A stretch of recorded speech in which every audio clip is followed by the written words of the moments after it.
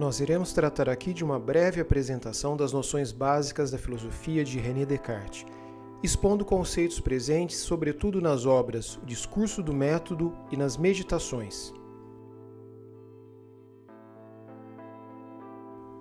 Filósofo francês, principal fundador da filosofia moderna, certamente foi quem chegou mais longe no chamado subjetivismo. Na matemática é o criador da geometria analítica, e em física se considera um dos fundadores do mecanicismo. Foi contemporâneo de Galileu e Francis Bacon. Pertence a uma fase em que se começa a descobrir o livro da natureza. Como dizia Galileu, Deus nos fala através de dois livros, as Sagradas Escrituras e o livro da natureza. Em 1619, aquartelado próximo à Baviera, teve seus famosos sonhos, em que interpretou como uma mensagem divina para dedicar sua vida à investigação. Com a necessidade de romper com a escolástica, ele iniciou uma nova era na história do pensamento. Santo Agostinho já tinha apresentado um penso logo existo, mas só Descartes fez do problema do conhecimento o problema central da filosofia, e é isto que mais caracteriza a filosofia moderna. O sistema cartesiano tenta oferecer uma visão da realidade baseada na razão, em que a certeza é oferecida inteiramente pela dedução, a partir de princípios indubitáveis. Descartes desenvolve uma filosofia racionalista, dualista e crítica dos sentidos, que encontra seu fundamento metafísico na necessidade da existência de Deus. Suas principais obras. Descartes escreveu sua primeira obra aos 32 anos, em 1628, chamada Regras para a Direção do Espírito. É uma obra inconclusa e foi publicada póstumamente. Nela temos as instruções sobre como se deve avançar de uma forma cuidadosa e metódica, desde o saber básico, intuitivo e evidente, até um saber mais complexo. Em 1633, publica O Mundo ou Tratado da Luz e O Homem, mas tira de circulação quando fica sabendo da condenação de Galileu. Discurso do Método para dirigir bem a razão e achar a verdade nas ciências. Foi publicado em 1637, anonimamente, na Holanda. Constituía o prólogo a 3 ensaios, Dioptria, Meteoros e Geometria. Chamou essa obra de discurso e não tratado para evitar um julgamento inquisitorial. Em 1641, escreve e publica as Meditações Metafísicas, que só recebeu esse título em 1647, época em que foi traduzida para o francês. Originalmente, escrita em latim, se chamava Meditações Metafísicas, em que se demonstra a existência de Deus e a imortalidade da alma. Nesse livro é elaborado o sistema filosófico que introduziu em 1637, na quarta parte do Discurso sobre o Método. Em 1644, publica, também em latim, Os Princípios de Filosofia, na qual tenta oferecer ao leitor um manual de sua própria filosofia. Todo o saber que ele quer refundar o compara com uma árvore, na sua carta ao tradutor dessa obra para o francês. Sua raiz é a metafísica, a física seu tronco, enquanto a mecânica, a medicina e a ética representam os ramos. Seriam essas 3 ciências que o homem necessita para a vida. Em 1649, temos As Paixões da Alma, obra importante para entender as relações entre mente e corpo em seu sistema. O método cartesiano. O cerne da filosofia de Descartes é o conhecimento humano. Pode-se dizer que com ele aparece a epistemologia ou a teoria do conhecimento como tema central da filosofia moderna. Quais são as verdades que podemos saber com certeza? Esta é a questão central do discurso sobre o método e, acima de tudo, sobre a primeira das meditações. Questionando a filosofia escolástica e a aristotélica como incapazes de responder às demandas científicas de seu tempo, Descartes é inspirado pela matemática para desenvolver um método que traga segurança ao espírito humano em todos os assuntos. O Discurso do Método, sua obra crucial, é dividida em 6 partes. A obra passa para a história como a melhor descrição de seu projeto filosófico.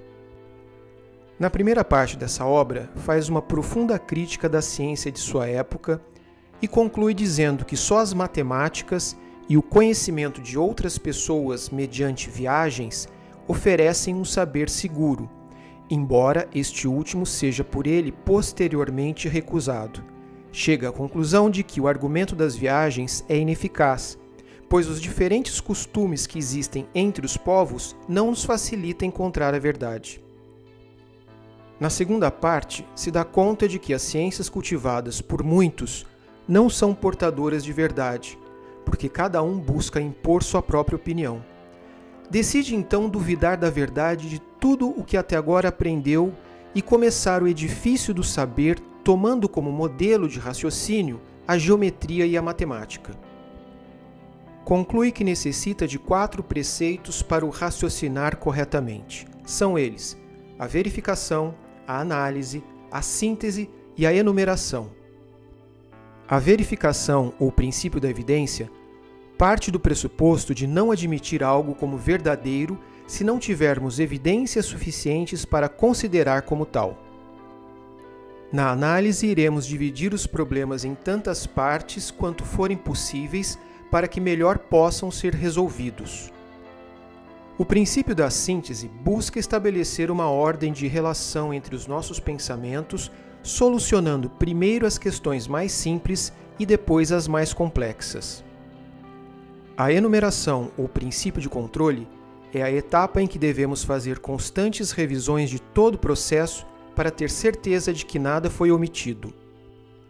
Na terceira parte, ele constrói sua filosofia moral sobre 3 bases: metafísica, razão e tradição estoica. Na ética, o racionalismo cartesiano se evidencia, pois para ele a razão é suficiente para descobrir o bem e também quando afirma que a virtude consiste no raciocínio correto que deveria guiar nossas ações. Também considera que uma filosofia moral completa deve incluir o estudo do funcionamento do organismo humano. Para Descartes, o bem supremo que o homem deve chegar é a virtude. Só a virtude produz a felicidade, uma felicidade que é superior aos prazeres do corpo. Ele defende a necessidade de uma moral provisória que oriente sua vida, e nesse sentido se propõe a viver 3 regras. A primeira regra era obedecer às leis e aos costumes de meu país, mantendo-me na religião na qual Deus me concedera a graça de ser instruído a partir da infância, e conduzindo-me em tudo o mais de acordo com as opiniões mais moderadas e as mais distantes do excesso, que fossem comumente aceitas pelos mais sensatos daqueles com os quais teria de conviver. A segunda regra consiste em ser o mais firme e decidido possível em minhas ações, e em não seguir menos constantemente do que fossem muito seguras as opiniões mais duvidosas, sempre que eu me tivesse decidido a tanto. E ele continua: imitava nisso os viajantes, que, estando perdidos numa floresta, não devem ficar dando voltas, ora para um lado, ora para o outro. A terceira regra era de procurar sempre antes vencer a mim próprio do que ao destino, e de antes modificar os meus desejos do que a ordem do mundo. E, em geral, a de habituar-me a acreditar que nada existe que esteja completamente em nosso poder, salvo os nossos pensamentos. Na quarta parte, Descartes estabelece a existência de Deus mediante 3 argumentos, chamados de argumentos ontológicos. O primeiro argumento diz que temos consciência de nossa imperfeição, mas o imperfeito só se entende em relação com o perfeito, de modo que tem que existir essa perfeição que é Deus. No segundo argumento ele diz: se nós tivéssemos criado a nós mesmos, nos criaríamos perfeitos. Portanto, se requer um criador de nosso ser que é perfeito. No terceiro argumento, Descartes parte do pressuposto que tenho em minha mente a ideia de um ser perfeito. Esse ser tem que existir, porque se não existisse, não seria perfeito. Ele segue aqui o argumento ontológico de Santo Anselmo, que diz o seguinte: efetivamente, nós cremos que vós sois um ser maior do que qualquer outro que possamos conceber e, portanto, não pode existir somente no entendimento. Com efeito, suponha que ele exista somente no entendimento, mas então ele pode ser concebido como existindo também na realidade. Portanto, não há dúvida que existe um ser que é maior que qualquer outro que possa ser concebido e que existe tanto no nosso entendimento como na realidade. Da existência de Deus, Descartes deriva a existência do mundo. Deus não pode nos enganar fazendo-nos pensar que o que vemos não existe. A quinta parte, dentre outras coisas, está dedicada a explicar que os homens têm uma alma imortal, que é superior à dos animais, porque podemos raciocinar e eles não. Na sexta parte, apresenta uma série de discussões sobre a conveniência ou não de publicar suas investigações, pois teme as controvérsias teológicas que possam ser geradas. A dúvida como método. Passando para sua outra grande obra, As Meditações, encontramos a problemática do conhecimento genuíno. As principais questões envolvidas são: é possível alcançá-lo? E como reconhecê-lo? Para resolver esse problema, se propõe seguir o método da dúvida. Irá partir do pressuposto já descrito no discurso do método, em que defende não admitir como verdadeira coisa alguma, como se não soubesse com evidência o que é, ou seja, evitar cuidadosamente a precipitação e a prevenção, e não compreender em meus juízos nada mais que o que se apresentasse tão clara e distintamente a meu espírito que não houvesse nenhuma coisa a pô-lo em dúvida. A ideia da dúvida para Descartes se baseia em 4 características. A dúvida deve ser metódica, pois é um meio contínuo para testar as crenças. Hiperbólica, por considerar falso tudo o que gera incerteza. Universal, no sentido de que incide sobre o conhecimento em geral. E radical, pois recai sobre as raízes do próprio conhecimento. O caminho da dúvida em direção ao conhecimento verdadeiro e seguro é também denominado de graus da dúvida. O primeiro grau da dúvida são os sentidos. É possível, diz ele, duvidar de todas as percepções dos sentidos, porque às vezes elas enganam, então não podem ser consideradas fontes de conhecimentos verdadeiros. Segundo grau da dúvida. Às vezes não sabemos se o que nos acontece é em sonho ou em estado de vigília. O que estamos experienciando pode ser apenas um sonho. O que me garante que não? Talvez as essências matemáticas possam garantir uma certeza objetiva e indubitável, pois mesmo nos sonhos não podemos duvidar que 2 mais 2 é igual a 4, ou que um quadrado não pode ter mais do que 4 lados. Ou seja, é possível duvidar de tudo que é conhecido a posteriori, mas não parece possível duvidar do que sabemos a priori. No entanto, ninguém nos diz que é impossível estarmos sujeitos ao domínio de um Deus maligno, ardiloso, enganador e poderoso, que pode nos confundir quanto à certeza das nossas noções matemáticas. As certezas. Depois de estabelecer os graus da dúvida, Descartes parte para aquilo que pode ser considerado um conhecimento indubitável, ou seja, as ideias claras e distintas. Mesmo que tudo o que penso seja falso, resta a certeza de que eu penso.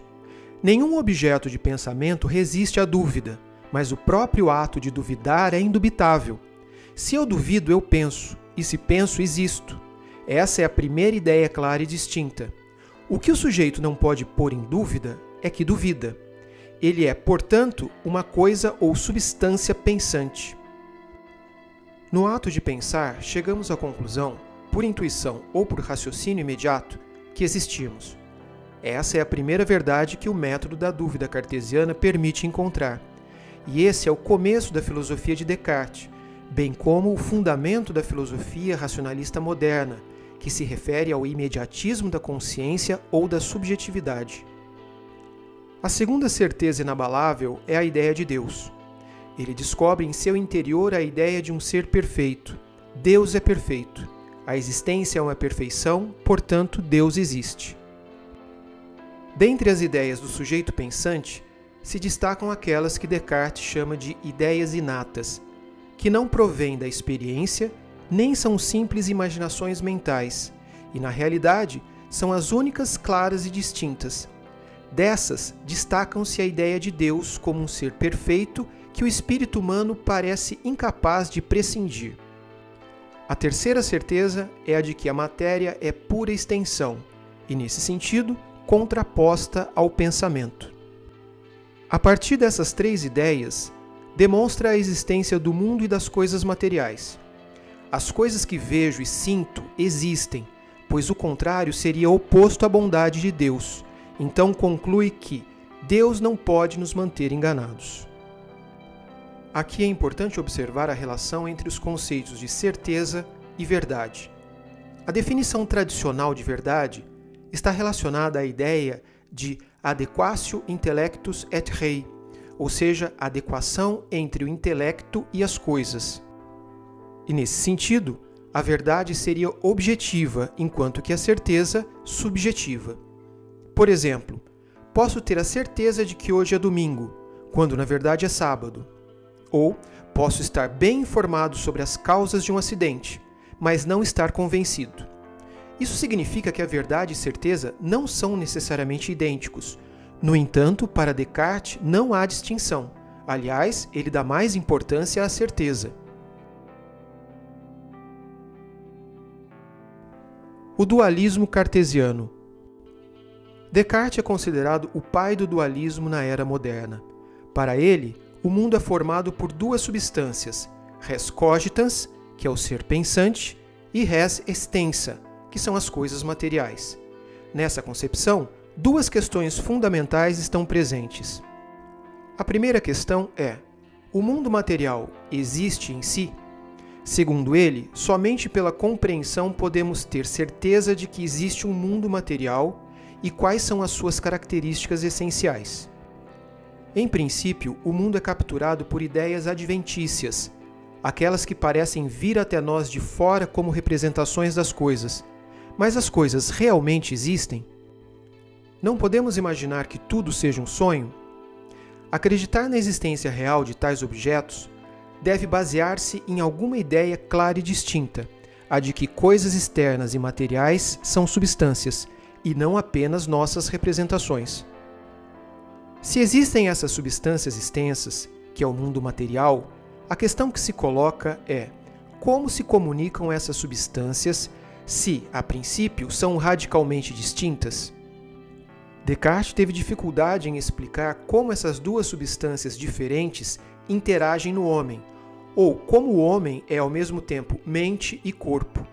Os animais, substância extensa, nada mais são do que partículas materiais em movimento, assim como o corpo humano, mas o homem também é espírito livre. Deve haver algum ponto de união que explique a interação entre alma e corpo no homem, e Descartes pensou que seria na glândula pineal ou pituitária. A fragilidade dessa solução para o problema da relação mente-corpo será o ponto de partida de grandes discussões no cartesianismo posterior e mesmo no racionalismo. Para finalizar, vamos apresentar um mapa conceitual sintetizando algumas das noções cardeais da filosofia cartesiana. O filósofo René Descartes se coloca perante a dois grandes tipos de problemas, epistemológicos e ontológicos. Quanto aos problemas epistemológicos, ele supõe a busca de um conhecimento seguro, que deve ser atingido mediante um método matemático. O que, segundo ele, implica na necessidade de um princípio indubitável, expresso na famosa afirmação cogito ergo sum, penso logo existo, e que garante um conhecimento seguro. Utilizando para essa finalidade a dúvida, que não afeta a ética nem a religião, mas só afeta o conhecimento. Quanto aos problemas ontológicos, ele supõe a ideia de substância, e se aplica a Deus, res cogitans e res extensa, ou seja, coisas materiais.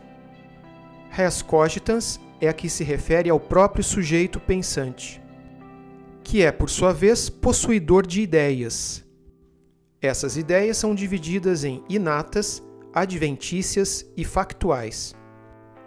As ideias inatas procedem de Deus, que é concebido como absoluta perfeição, o que implica em não ser enganador, podendo assim garantir o conhecimento seguro e verdadeiro.